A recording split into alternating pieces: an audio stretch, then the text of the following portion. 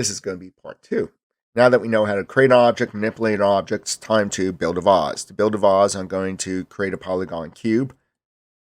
And I roll over this because you can click this icon to be safe. Create polygon primitives cube. Don't go to NURB objects. They're a different form, or we'll deal with that type of form, which is spline based later on. Cube. Right click. Go to face level. Select this face. I need more building material in order to create a vase. Right now, I only have 6 sides. I need more than that. I'll select the Move tool and hold down the Shift key and drag upward. That gives me more sides. We're extruding out a face. You extrude edges and faces. That's all you extrude in this application. You can't extrude on the object level, and you can't extrude a single vertex. So, extruding on faces. Let me shape this, but wait. Who cares about this shape? I want to see vase. Well, 3 key. Remember, 1, 2, and 3. 1 is the actual object. 2 is a preview of the actual object as a cage with the nice rounded subdivision surface looking object within it, but it's actually just a smooth object. And 3 is not seeing the cage. As an artist, you might like 3, but 2 is a good way to understand the structure. So 3. I'm going to push this down a little bit. Going to the vertex level, right click vertex, selecting those vertices. Maybe I'll move them down and I'll scale them up. That's the beginning of my vase. Right click, I'm going to select this face on top, which is really just that face. Pressing the 1 key, 3 key again. Move tool, W key, move tool. Yank it upward. Now we got a pair. Excellent. Not a vase yet. Maybe I want to scale this more inward. Move tool, which is W key, hold down the Shift key to extrude. Shift and drag extrudes. Scale that up. Or select the W key again for move. Hold down the Shift key and push inward. We did create an inward extrusion, but this face isn't looking happy, and that's because the inside face is pushing out inside out. The outside face. To correct this, just scale this face in.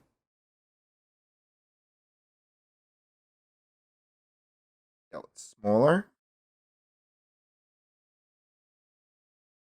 Now I'm going to move up the substance a little bit. And now it looks correct. Hold down the Shift key and push in a little bit more. Create more of a lip going down inside. At any time, you could go to the vertex level and select a bunch of vertices. I did that by dragging a marquee selection around it. Scale it like this. Make variations on your vase. We're almost ready to output this. Render it out is the output. I'm assigning a shader. Shaders describe how light bounces against a surface. Right click on the object. Go all the way down to assign new material. Wait for the assign new material window to pop up. Click on Arnold. Select AI standard surface.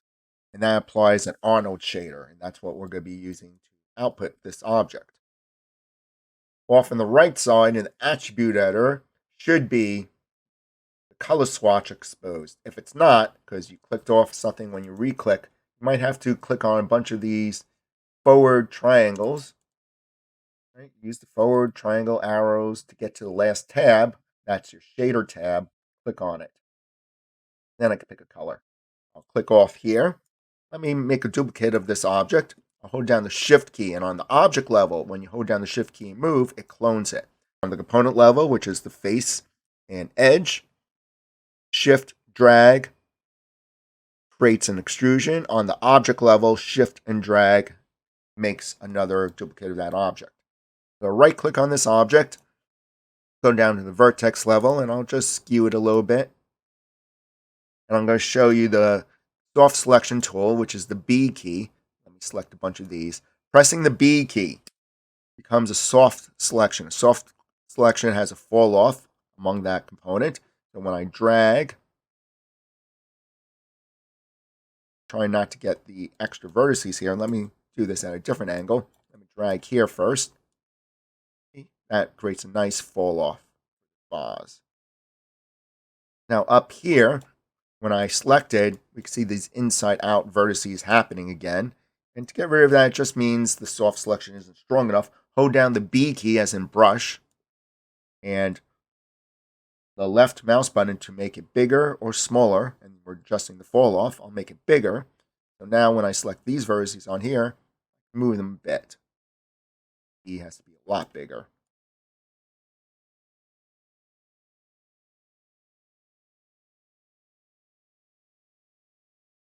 Selecting, moving. To decrease your soft selection, B key, drag smaller. This, like it like this. Right click at an object level. I'm going to assign new material to this one. Right click, assign new material. Arnold, AI standard surface.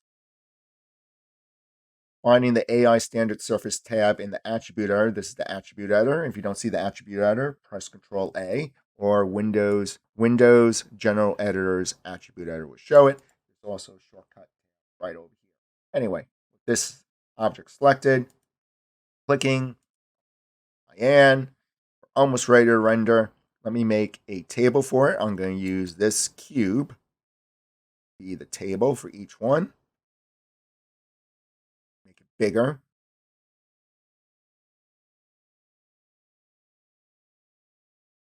I'm going to right click, go to face level, and I'll extrude this face. To extrude this face, I'm going to use the first, before I extrude, see this fall off happening? When you extrude, you don't want that. And when you're cloning, you don't want that. This means I have the soft selection still on. So press the B key and watch this go away. Ready? B key. Now I'm ready to extrude. Otherwise, extrusion won't work the way you expect it to. Many things won't work the way you expect it to when soft selection is on. Soft selection is just for transforming things, usually on the component level. I'll hold down the Shift key and extrude inward, and then I'll also scale this inward just to make the box look a little more interesting. Right click, object level. Assign material to this. Right click, assign new material. Arnold, AI standard surface. We'll leave this the base color. No need to change that. I'm going to clone this box by holding down the Shift key. I'm on the object level, which was again right click object mode. Shift and drag. Selecting this, moving it over. Maybe I want another duplicate of this. I'll select this whole one. I'll drag it over and I'll edit its shape. Go to the vertex level. Just select those vertices and I'll press the B key to view it a little bit. And now we have a series of the same objects that slowly distort. Going with this one, going to this one, going to this one. As a 3D printed series, be interesting. Showing morphing across time. Here it's just a quick way to create variations of art.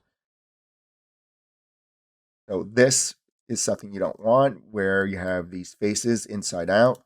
Selecting the inside face and turn off the B key. See if I can make all that go away by selecting the inside faces. I'm selecting more than one by holding down the Shift key as I click. Next week I'll show you shortcuts for this. Select scale, and I'll uniform scale inward. That will get away from the inside faces popping outside like this. Scale in some of the faces if you see that happening inside out. Maybe I'll make this a little more dramatic by selecting this, moving it up, selecting this, pulling the move, getting the move tool, pulling it up. Show intent of this one to grow into that next one.